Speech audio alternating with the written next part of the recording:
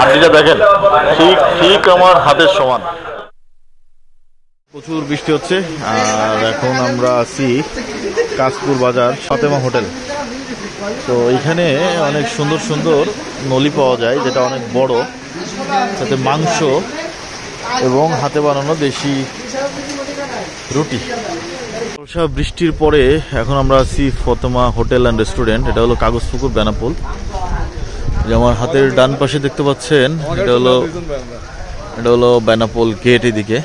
আর আজকে আমরা আসছি, এই যে আমরা 4 জন আসছি, এই যে একজন, আমরা আসছি হলো এইখানে নল্লি খাইতে।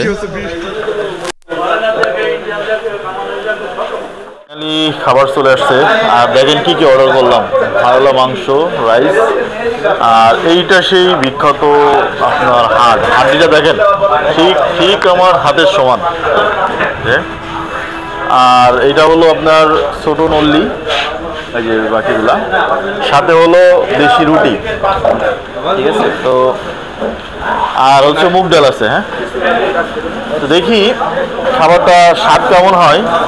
তারপরে দেখতে পাচ্ছেন এই যে নল্লির সাইজটা কত বড়, পুরো আমার হাতের সমান হবে। আর পুরো মজ্জাতে ভরা ছিল। আর আমি যখন নলিটা খাচ্ছিলাম তখন সত্যি অসাধারণ একটা স্বাদ লাগতেছিল, মানে সচরাচর নলিটা এরকম হয় না। তারপরে নলিটা বের করার জন্য মামার কাছে দিলাম, সে সুন্দর করে নলির ভিতরে যে মজ্জাটা প্লেটে করে বের করে দেন আমাদের সামনে দিল। মজ্জাটা একটু খেয়ে দেখি, হ্যাঁ কেমন লাগে। ফুল মজ্জা থেকে অর্ধেকটা আমাদের বের করছে, বাকিটা আছে।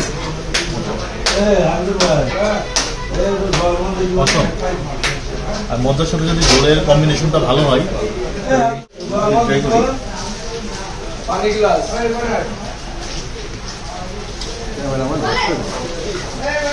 সেই আপনারা যারা বেনাপোল আসবেন তারা অবশ্যই এটা ট্রাই করতে পারেন।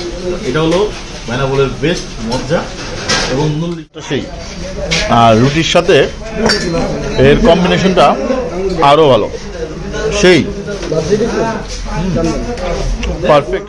শুধু গরুর মাংস নিই, মাংসটা পারফেক্ট হয়েছে, মানে সিদ্ধ হয়েছে ভালো, বেশ ভালো সিদ্ধ হয়েছে। একটা রুটি দেখিয়ে দেখি, রুটির সাথে প্রথমে মাংসের ঝোলটা ট্রাই করি একটু।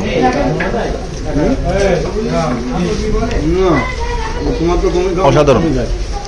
আসলে আমার এখানে রুটিটাই ভালো লাগছে, মনে হচ্ছে বাসায় বানাইলে যেরকম হয়।